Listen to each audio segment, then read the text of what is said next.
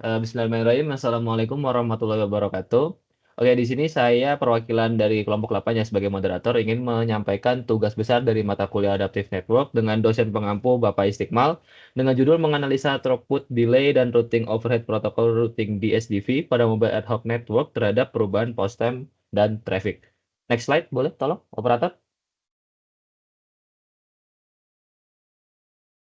Oke, sekalian saya perkenalkan aja demi mempersingkat waktu ya. Dari anggota kelompok kami ada yang pertama ada Surya Danendra, lalu yang kedua ada saya sebagai moderator yaitu Hakim, kemudian ada Mas Raffi, lalu ada Abian, kemudian ada Naswan Nurazizah atau biasa kita panggil Nana, lalu ada Fauzan Pahlevi. Next slide. Oke, kita masuk ke dasar teori. Boleh langsung aja. Nah, kita akan bahas yang pertama terkait dari Manet atau Mobile Ad Hoc Network, di mana Manet itu sendiri merupakan jaringan nirkabel ya, yang terdiri dari node-node yang bergerak, yang dapat berkomunikasi tanpa memerlukan infrastruktur tetap. Jadi dia dinamis selalu bergerak. Jadi dari setiap node ini juga tidak perlu bertindak sebagai pengirim atau penerima, tapi juga sebagai router yang meneruskan paket data untuk node lain, seperti yang dijelaskan oleh Singh dan Sharma pada paper penelitian mereka pada tahun 2023. Kemampuan Manet untuk berfungsi tanpa infrastruktur menjadikannya solusi ideal untuk skenario darurat dan aplikasi taktis yang biasa digunakan di militer. Oke, boleh next slide. Selanjutnya akan masuk ke routing protokol yang di mana routing protokol dalam Manet itu bertugas untuk menentukan jalur terbaik antara node pengirim dan penerima. Protokol proaktif seperti DSDV selalu memperbarui tabel routing tetapi membutuhkan bandwidth yang besar. Nah, protokol reaktif seperti DSR dan AODV mencari rute hanya saat diperlukan sehingga lebih efisien untuk jaringan dengan mobilitas yang tinggi. Protokol hybrid seperti ZRP menggabungkan keunggulan proaktif dan reaktif. Nah, DSR sendiri itu merupakan protokol reaktif yang efisien untuk jaringan kecil dan dinamis, tetapi memiliki kelemahan pada panjang header paket untuk jalur yang panjang. Lalu, selanjutnya ada network simulator yang merupakan alat untuk memodelkan dan mengevaluasi performa jaringan komunikasi termasuk routing dalam Manet. Versi yang umum digunakan adalah NS2 dan NS3 yang mendukung simulator topologi dinamis dan analisis metrik seperti throughput, delay, dan routing overhead. Network simulator menghasilkan file trace untuk evaluasi kinerja protokol. Meskipun memiliki kurva pembelajaran yang curam, fleksibilitas network simulator menjadikannya pilihan utama untuk penelitian Manet dalam berbagai skenario jaringan. Di sini ada contohnya di gambarnya. Oke, mungkin bagian selanjutnya akan dijelaskan oleh saya untuk simulasi. Boleh? Lanjut. Jadi untuk skenario-nya nanti ada traffic 2, 16 sama 2 ini. Jadi traffic 2 ini dengan pause 10, 20, 30, 40, 60 dilakukan pengambilan data 5 kali per sub skenario.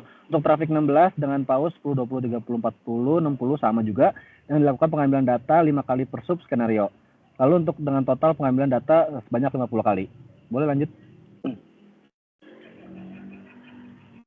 Untuk parameter kinerjanya ada dua di sini, ada throughput sama delay. Jadi throughput itu jumlah data yang berhasil dikirim dalam satuan waktu, sama delay itu waktu rata-rata pengiriman data dari sumber ke tujuan. Boleh lanjut? Untuk bagian selanjutnya akan dijelaskan oleh Surya. Oke, jadi langkah awal itu kita tuh harus mempersiapkan beberapa file ini. Jadi mungkin saya akan menjelaskan dengan singkat.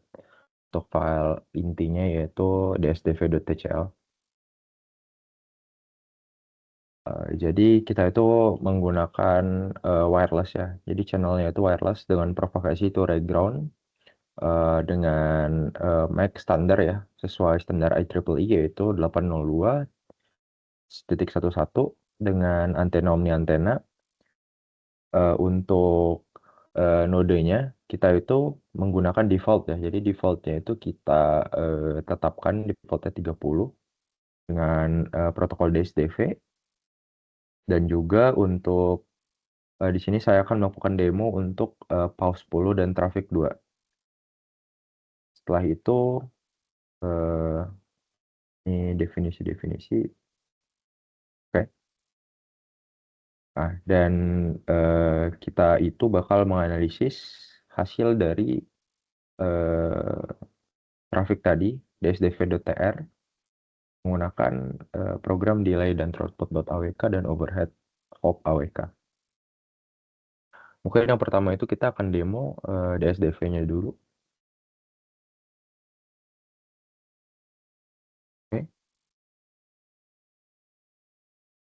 Oke, di sini kita mendapatkan routing overhead yaitu sekitar 10,3%.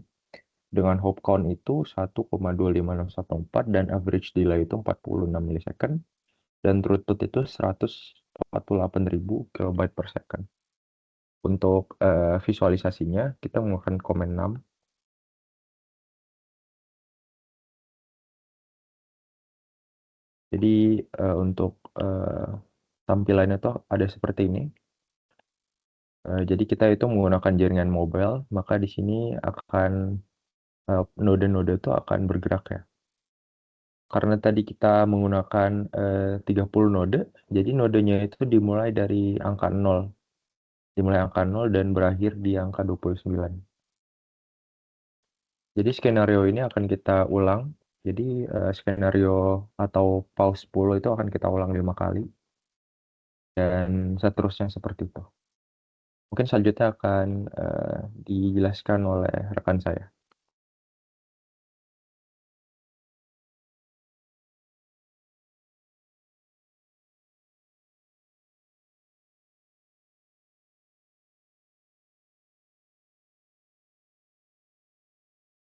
Oke, baik.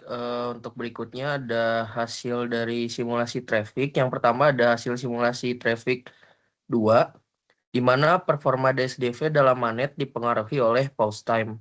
Pada pause time rendah atau 10, routing overhead didapat 10,67% dengan delay 52,19 milisekund dan throughput sebesar 77,68 kilobyte per second dengan hop count 1,05. Pada pause time tinggi, yaitu 40 dan 60, routing overhead menurun menjadi 10,18% dan delay sebesar 9,55 milisekund dan throughput meningkat hingga 459,46 kbps dengan hop count stabil di 1,0 sampai 1,1. Untuk berikutnya ada hasil simulasi traffic 16.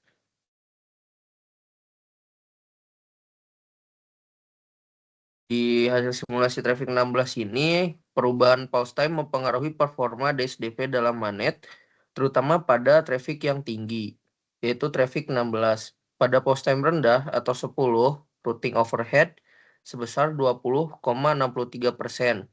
dengan delay sebesar 169,54 milisekund, dan throughput sebesar 17,22 kilobyte per second. Meskipun hop count-nya stabil di 1,1, pada pause time tinggi 40 dan 60, routing overhead menurun menjadi 16,47%. Delay-nya menjadi 27,26 milisekund dan throughput meningkat menjadi 75,82 kbps dengan hop count yang konsisten antara 1,03 hingga 1,07.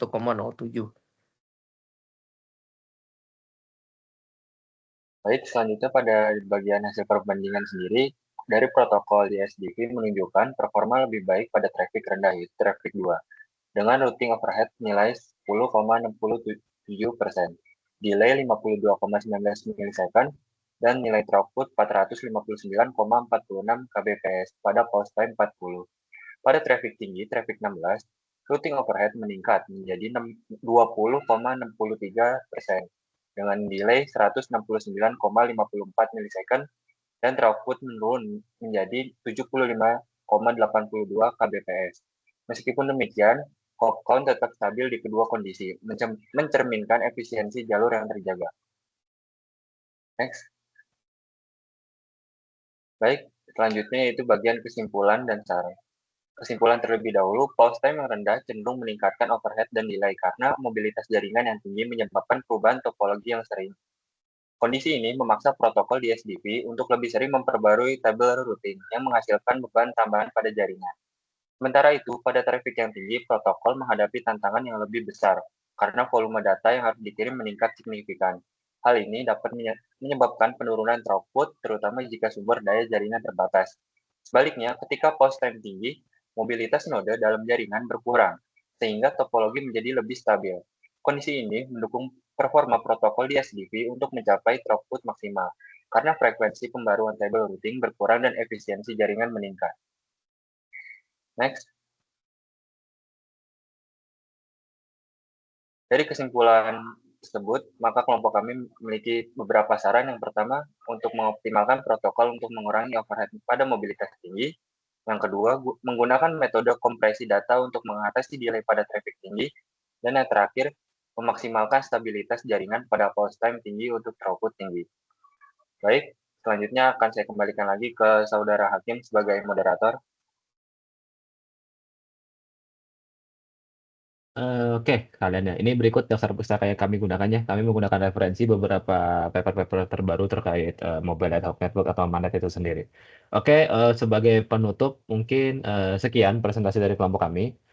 Saya mewakili dari berenam personel. Ingin mengucapkan mohon maaf apabila ada tutur kata yang kurang berkenan di hati Bapak atau mungkin bagi para pendengar yang lain. Akhirul kalam paling wassalamualaikum warahmatullahi wabarakatuh.